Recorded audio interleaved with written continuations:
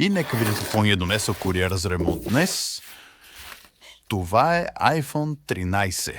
Окей, този телефон е в Zero за смяна на батерия, тъй като старата вече не издържа и клиента искаше нещо висококачествено, с дълга гаранция и бърза смяна в рамките на деня.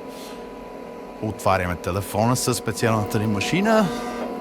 Ето тук виждате как дисплея се повдига от рамката. Колко прах има, значи никога не е отварян. Машината е готова и нека извадим телефончето. Ето го вече отворен.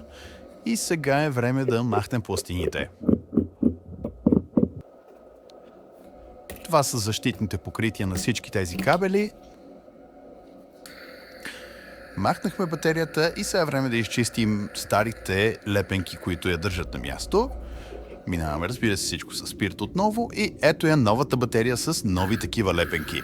Разбира се, почистваме и водоустойчивото уплътнение, за да можем да сложим ново. Виждате колко чист е телефона и няма следи от старото уплътнение.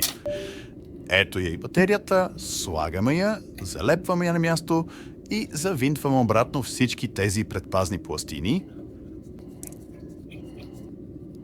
Почистваме ги, разбира се, за да няма и следа от това, че сме работили по тях. Махаме защитната лепенка на уплътнението и щракваме телефона заедно, при което го завиваме с нашата специална отверка, която затяга винтовете точно колкото трябва. Ето тук виждате 100% battery health, затова слагаме телефона обратно и го изпращаме към клиента още в същия ден.